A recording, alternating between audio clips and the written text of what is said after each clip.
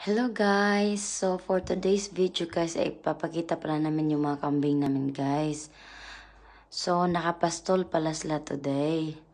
Actually guys, ilang days din sila nasa kulungan guys. Ngayon lang sila nakalabas ang bahay nila.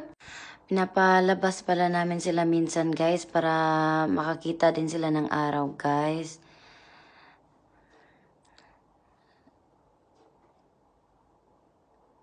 So, ayun, panay lakad nila, guys.